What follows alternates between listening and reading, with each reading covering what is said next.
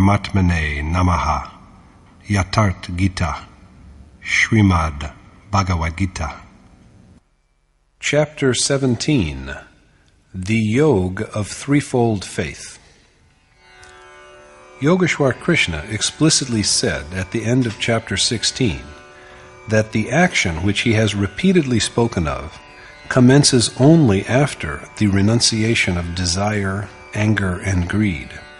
It is the action without accomplishing which there is neither happiness nor perfection, nor the final beatitude. Scripture is therefore the authority to fall back upon whenever we are faced by the dilemma of that which is worthy of being done and that which is unworthy, of that which we should do and that which we should not. And that scripture is the Gita, the epitome of the most esoteric knowledge. There are other scriptures also, but it is of the utmost importance that we always keep our eyes fixed on the Gita. If we seek elsewhere, we may stray, for the systematic, straight approach of the Gita is not to be found anywhere else. Thereafter, Arjun asks the Lord to enlighten him on the state of persons who worship in contravention of the scriptural ordinance, although with staunch faith. Are they Sattviki, Rajasi, or Tamasi? Are they righteous, impassioned, or diabolical? Arjun wishes to be enlightened on this because he has learnt earlier that whatever be the property, sattva, rajas, or tamas, it is determined by the nature of one's birth.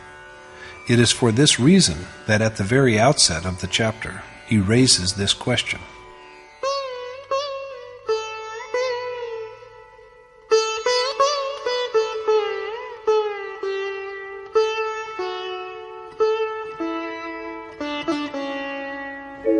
ये शास्त्रविधिमुत्सृज्य यजन्ते श्रद्धयान्विताः तेषां निष्ठा तु का Krishna सत्त्वमाहो रजस्तमः.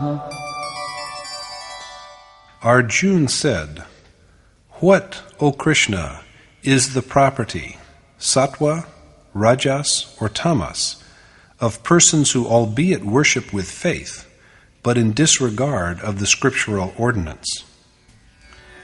To resolve Arjun's doubt, Krishna then classifies faith also as being of three kinds.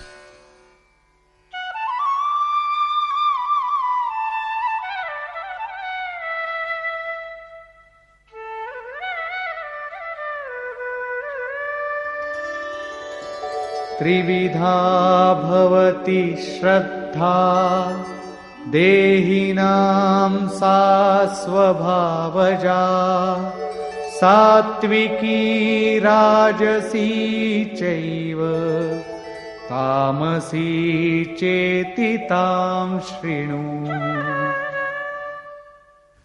The Lord said, "Listen to me on how the faith arising from people's innate nature also is of three kinds: virtuous, impassioned, and blind." In chapter 2, the Yogeshwar Krishna told Arjun that the prescribed action in yoga, in both the way of selfless action and the way of knowledge, is the same. The mind, which is earnestly and firmly given to selfless action, is aimed in a single direction. The minds of ignorant persons are, on the contrary, endlessly divided, because of which they invent countless different ways. Their minds are riddled with innumerable dissensions, and they not only devise various rites and ceremonies, but also flaunt them in flowery and alluring words.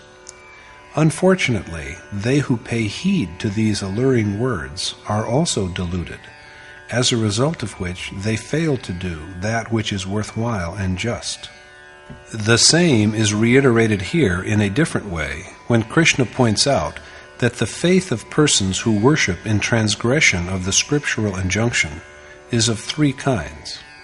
The current of faith flowing in the human heart is either good or fervent or insensible.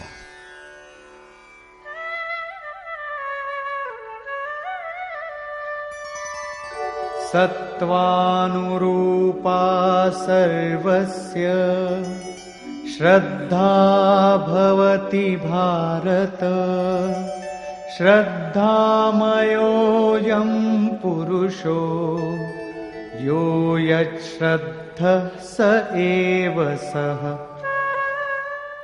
Since the faith of all people, O Bharat, Arjun, is according to their inherent propensity, and man is reverent, he is what his faith is.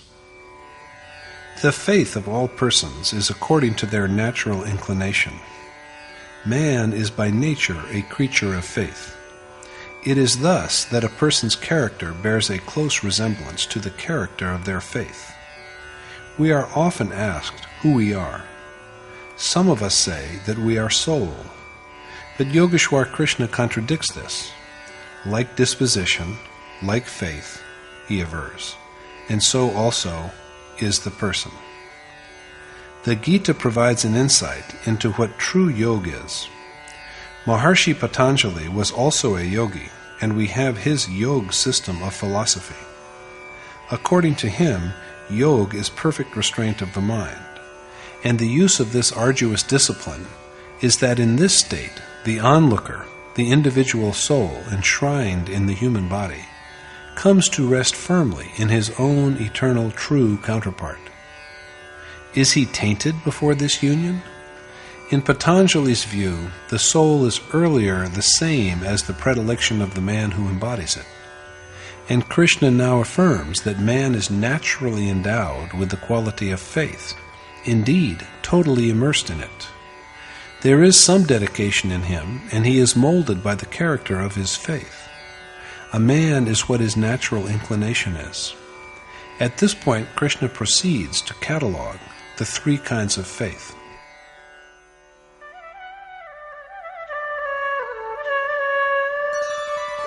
Yajante satvika devan Yaksharakshansi rajasaha Pretan bhutagananschaanye Yajante tamasa janah. While the virtuous worship gods, and the impassioned and morally blind worship yaksha and demons, they who are blinded by ignorance worship ghosts and nature spirits. We all labor tirelessly to worship what our hearts are inclined to and what we revere.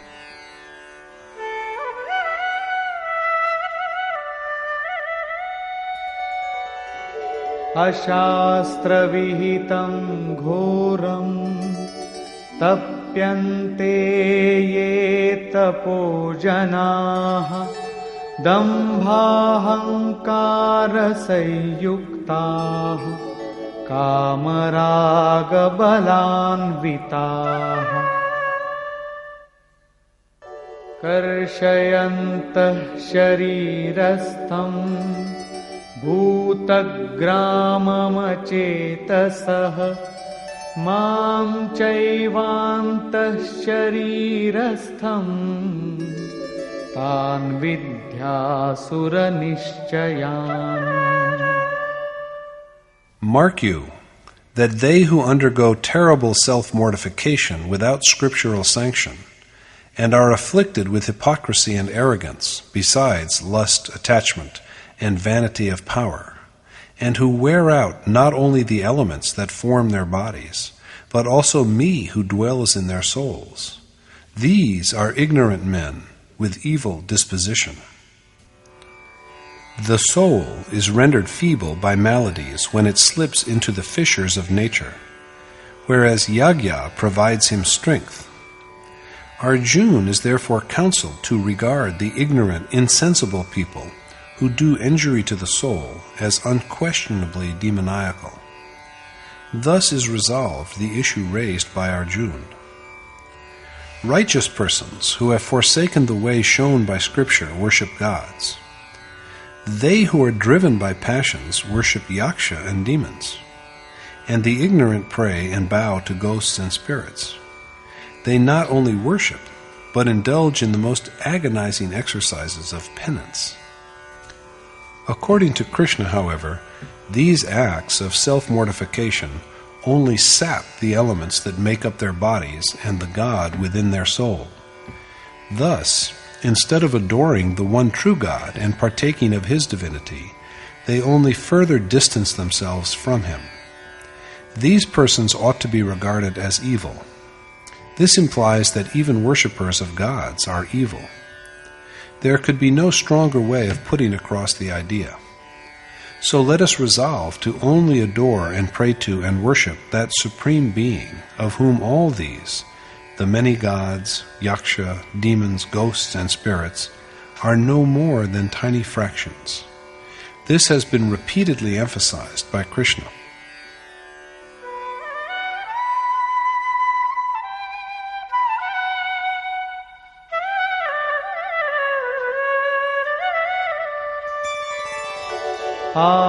आहारस्त्वपि सर्वस्य त्रिविधो भवति प्रियः यज्ञस्तपस्तथा दानं तेषां भेदमिमं शृणु. Listen to me as I tell you the distinction between the three kinds of yajna, penance, and alms, that are like the three kinds of food relished according to individual taste. People love three kinds of food according to their respective taste, just as there are three kinds of faith, and there are likewise three kinds of yajna, penance, and charity. The first to be categorized is food. Ayuh sattva balarogya sukha Preeti विवर्धनाः Russia Snigdha स्थिरा हृद्या आहारा सात्विक प्रियाः. Food that is naturally pleasing and conducive to life, intellect, strength, sound health, happiness, and satisfaction, besides being savory, tender, and durable, is loved by the virtuous. Apparently, according to Krishna, food that is naturally agreeable and good for strength, sound health, and intellect, and thus for longevity, is good, and such food is dear to the righteous. It is thus clear that no food as such has the property of ennobling or of stimulating or of depressing. So neither is milk perfect, nor onions inflaming, nor garlic a generator of baser instincts. As for food that is conducive to good physique, healthy mind, and sound health, the choice of people all over the world varies widely according to environment and geographical condition, and, of course, according to individual taste. Whereas rice is the staple food of some, others in other regions prefer bread made from wheat flour. There are countries where people subsist mainly on banana and potato. Mutton and fish, and even frogs, snakes and dogs, and horse flesh are all accepted and enjoyed as food by inhabitants of different parts of the earth. There are people to whom camel flesh is a delicacy. An overwhelming majority of Europeans and Americans are eaters of beef and pork, but that has not in any way prevented them from being ranked first in matters of learning, intellectual advancement, and economic progress. According to the Gita, food that is tasteful, tender, and nutritious is sattvic. That food is good which is congenial and favorable to long life, strengthening of both body and mind, and to sound health. But it is also laid down that food that is naturally relished is good. So there is no use saying that this food is pious while that is impious. The only tenable view is that that food is good which is in keeping with the local situation, surroundings, place, and time, and which provides the required nourishment. The use of an object, rather than the object itself, is what makes it good, morally objectionable, or evil. So it is that food and drinks, such as meat and alcoholic beverages, are uncongenial to a person who has renounced their home and family and taken up the life of a sannyasi renunciate engaged in meditation upon God. Experience demonstrates that such victuals result in a state of mind that is inimical to spiritual discipline. There is always a possibility that such food and drinks will lead the seeker astray from the way of attainment. So they who have chosen a life of seclusion because of their disenchantment with worldly passions had better keep in mind the advice about food that Krishna has offered in Chapter 6. The proper thing to do is to eat and drink only that which is favorable to worship and adoration of God. Katvam lalavanātyushna tīkṣna rūkṣa vidāhinah āhārā rājasasyeshṭā dukkha śokamaya pradāha. Bitter, sour, salty, too hot, pungent, rough, and acidic food that gives rise to sorrow, worries, and illness is preferred by the passionate. And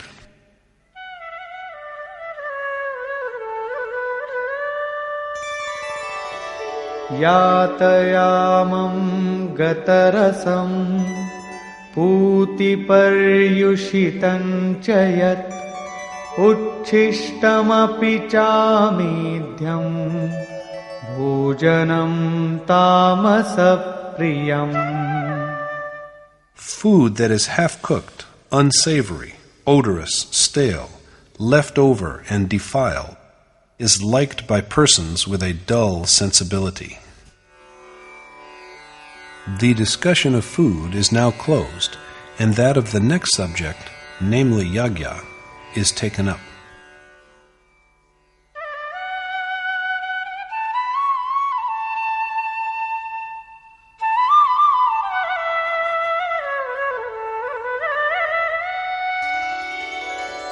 Aphalākaṅśibhiryagyo vidhidrishto ya ijjate yashtavyameveti manah samadhāya sasātvikaha.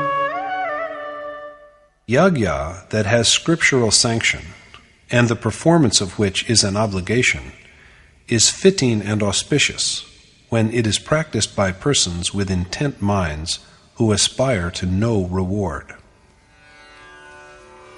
The Gita approves of such yagya. It was in Chapter 3 that Krishna first named yagya. Since the conduct of yagya is the only action, he said, and all other business in which people are engaged are only forms of worldly bondage, O son of Kunti, Arjun, be unattached and do your duty to the Supreme Spirit well. In Chapter 4, then, he went on to explain the character of the unique action called yagya, that it is an act of sacrifice in which the practitioner of yoga offers the incoming and outgoing breath, pran and apan, to each other, and in which the two vital winds are regulated by offering them as oblation to the fire of self-restraint to achieve serenity of breath. There were thus enumerated 14 steps of yagya, which are all but varying stages of the same action that bridges the gulf between individual soul and the Supreme Spirit. In brief, yagya has been imaged as that unique process of contemplation which leads the worshipper to the eternal, immutable God and ultimately effects his dissolution in that Supreme Being. Krishna again points to the same holy injunction when he lays it down that the yagya that is decreed by Scripture, and the performance of which is a duty and which restrains the mind, is the yagya of excellence when it is undertaken by persons who do not desire any fruit of their endeavors.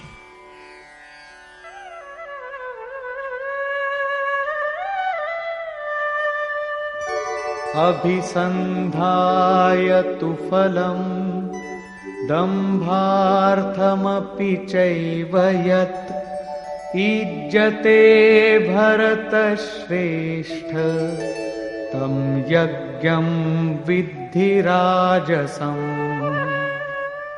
And, O the unequaled among Bharat, Arjun, be it known to you that the yagya which is embarked upon for mere ostentation, or even with a view to some reward, is contaminated by passion and moral blindness.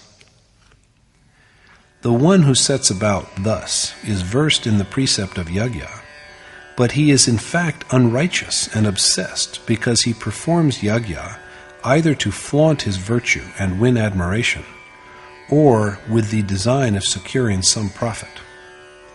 Krishna then points out the features of the most inferior kind of yagya.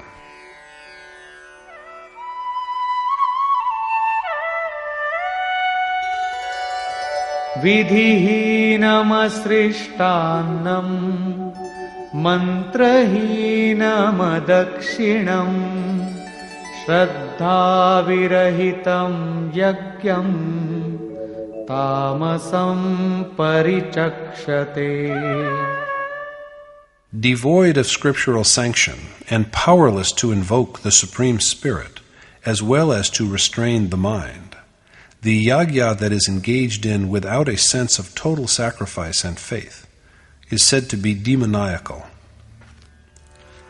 Unsupported by scriptural authority and incapable of generating even food, the lowest form in which God is manifested, and of restraining the mind, and possessed of neither the urge to make sacred offerings, the will for total self-surrender, nor true devotion, this form of yagya is rightly said to be of the most inferior kind. Therefore, the person who undertakes it does not have even the faintest glimmering of true yagya. Krishna next remarks upon the question of penance.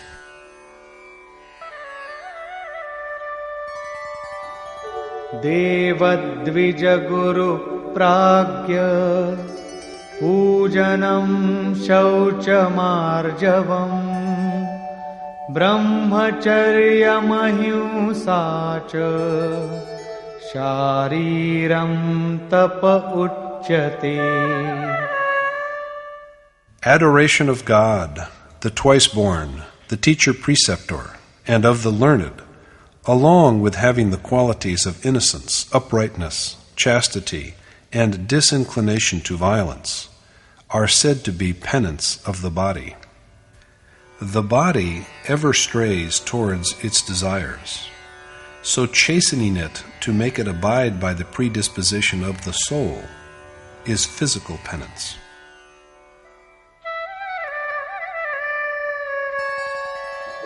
Anudvegakaram vakyam satyam priyahitam chayat swadhyayabhyasanam chaiva vangmayam tapa uchyate. And utterance that does not agitate but is soothing, propitious, and truthful, and which is but an exercise in the study of Ved, in remembrance of the Supreme Being, and in self-contemplation, is said to be the penance of speech. Articulation is also resorted to in order to give expression to thoughts that have a leaning towards objects of sensual gratification. Restraining it from this and steering it deliberately in the direction of God is the penance of speech. The last form we are apprised of is penance of the mind.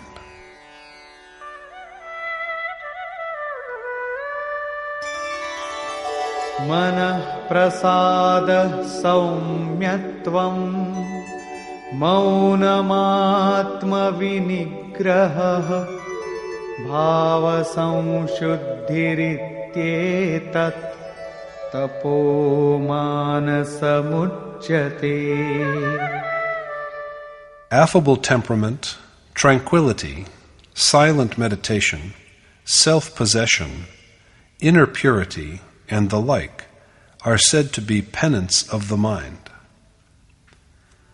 Simultaneous practice of the three kinds of penance, of body, speech, and mind, is the truly worthwhile penance.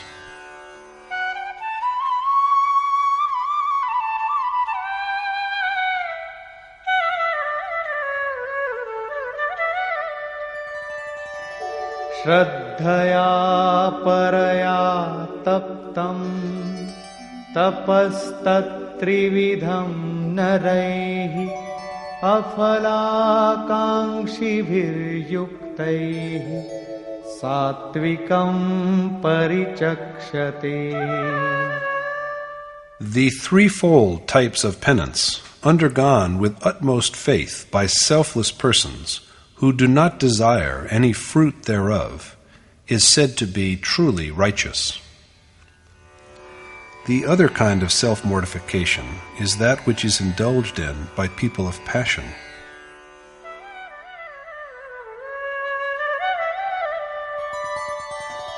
Satkaramana pujartham tapodambhena chaiva yat kriyate tadiha proktam rajasam chalamadhruvam.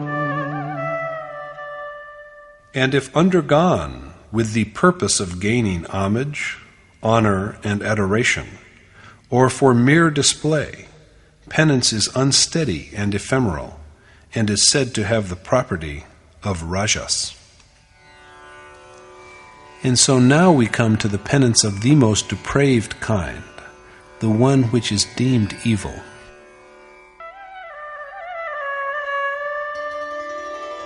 Mudhagrahenatmano yat pīdaya kriyate tapaha parasyotsādhanārtham vā tattamasamudarhitam.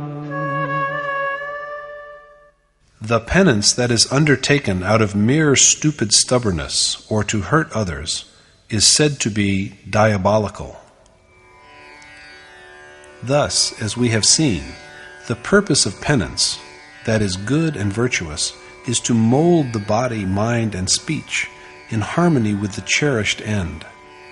The mode of impulsive penance is similar, but it is taken up with the vainglorious desire for worldly honor. Sometimes even exceptional souls who have renounced the world fall prey to this infirmity. The third kind of penance, that which is called demoniacal, is not only done wrongfully, but also with the malicious intention of causing harm to others. Krishna next takes up the question of alms.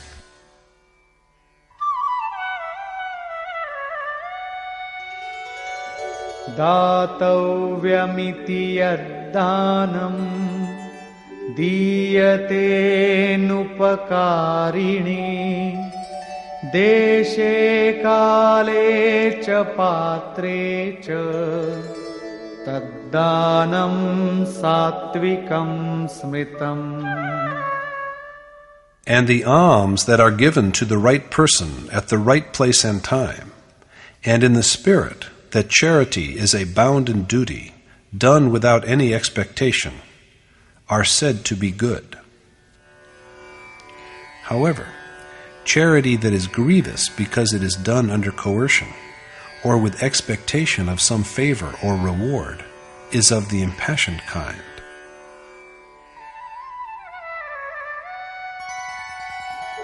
Yattu pratyupakarartham phalamuddishya va punah diyate cha pariklishtam taddanam rajasam smritam. And alms which are offered grudgingly and for a good turn in exchange, or with some recompense in view, is said to be impulsive and morally improper. The basest kinds of gifts are, however, those that are offered with disrespect and scorn to the undeserving at an inopportune place and time.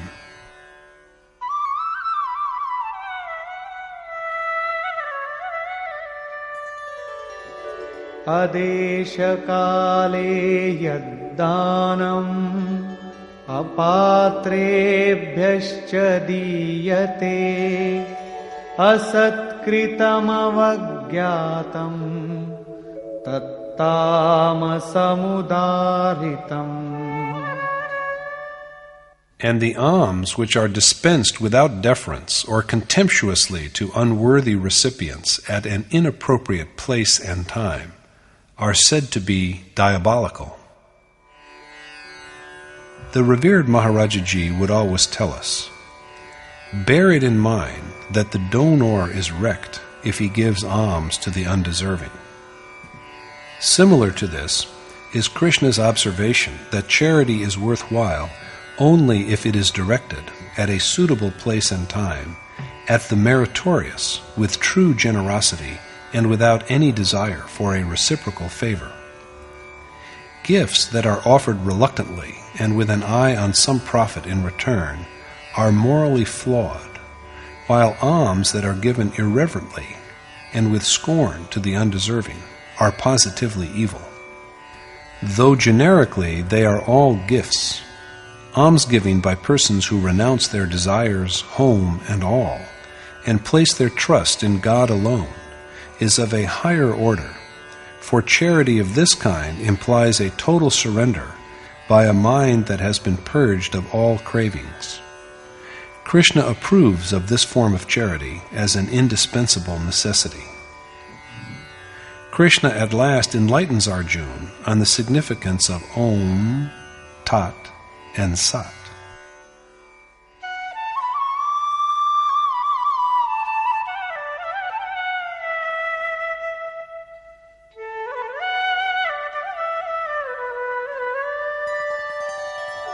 Om Tatsaditi Nirdesho Brahmana Strividha Smritah Brahmanastena Vedascha Yagyascha Vihitah Pura.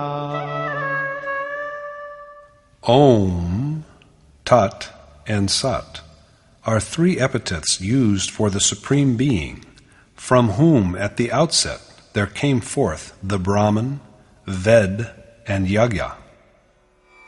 Krishna tells Arjun on how the three names Om, Tat, and Sat, symbolizing God, direct us to the Supreme Being and call Him to mind. It is He who at the beginning created the Brahman, the Ved, and Yagya. That is to say that Brahmin, the Ved, and Yagya are all born from Om, the symbol of Brahm. Thus it could also be said that they have all ensued from Yoga. They are generated only by ceaseless contemplation of Om, and other than this, there is no way.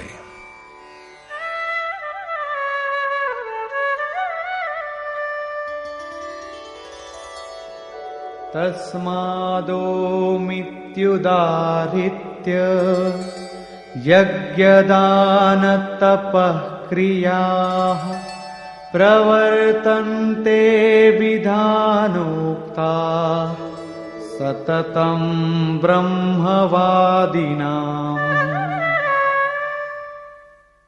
It is hence that the deeds of yagya, charity, and penance, as ordained by Scripture, are always initiated by the devotees of Ved with the resonant utterance of the syllable Om. It is owing to this that performance of the ordained worship, benevolence, and penance by persons who concern themselves with God ever commences with an articulation of the sacred Om, for this utterance reminds one of that Supreme Being. Krishna then elaborates the meaning and use of Tat.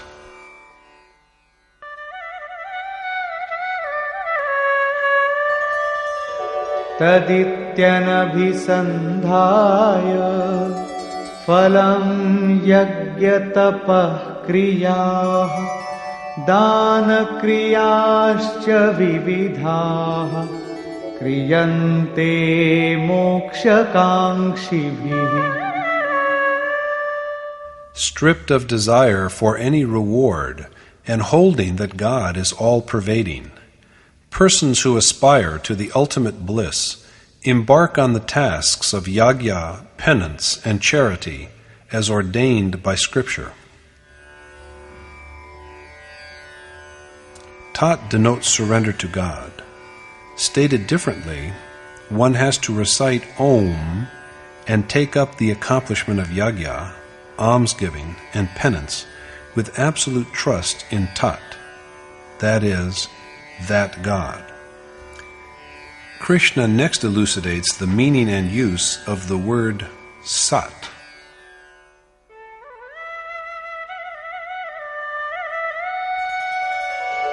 Sadbhave sadhubhave cha sadityetat prayujyate prashaste karmani tatha sachabdah parthayujyate. Sat is employed to express the ideas of truth and excellence. And, O Parth Arjun, the word is also used to denote a propitious act.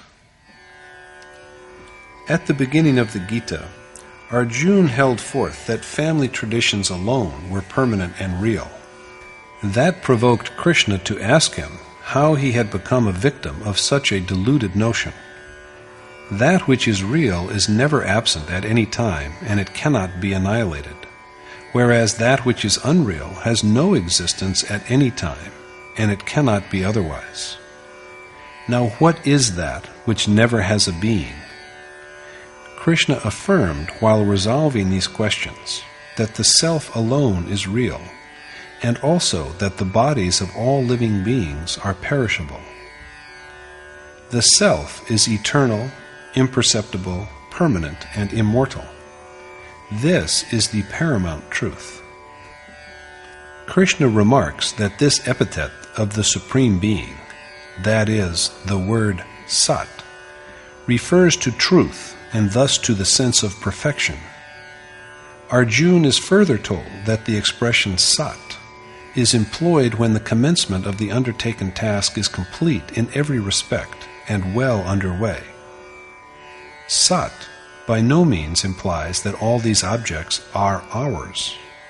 How can things our physical bodies make use of belong to us when we are not masters of even our own persons?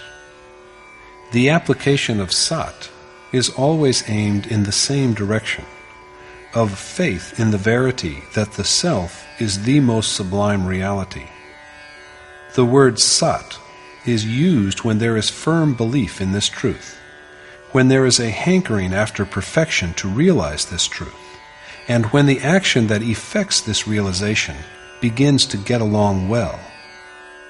On the same subject of reality, the Yogeshwar speaks again.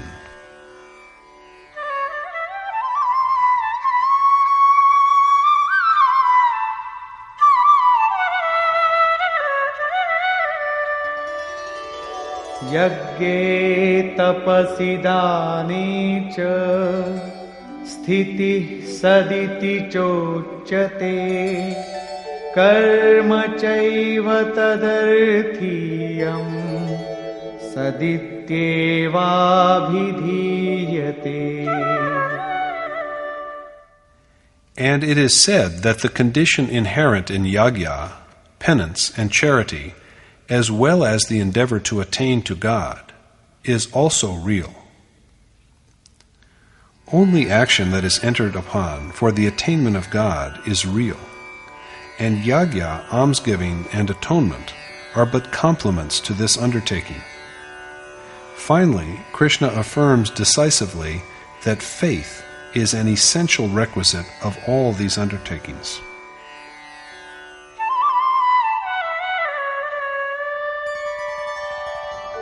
अश्रद्धया हुतं दत्तं तपस्तप्तं कृतं च यत् असदित्युच्यते पार्थ न च तत्प्रेत्य no इह.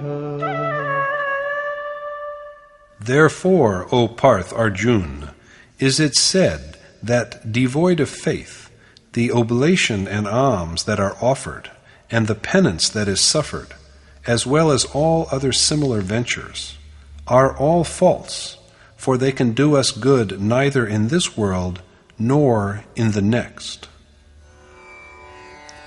All that is done without genuine trust and reverence, whether sacrifice or charity or self-mortification by way of contrition, is unreal.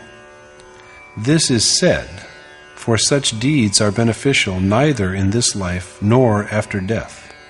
Faith combined with self-surrender is therefore a crucial necessity.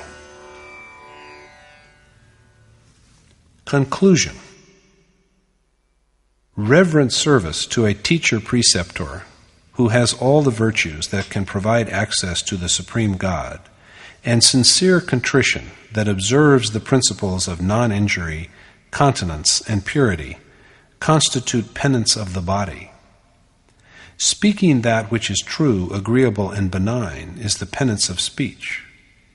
Bringing the mind to bear upon the required action, and holding it in a state of silent meditation on the cherished goal alone, and nothing else, is penance of the mind. But the penance that is complete and perfect in all respects is that which involves the mind, speech, and body, all.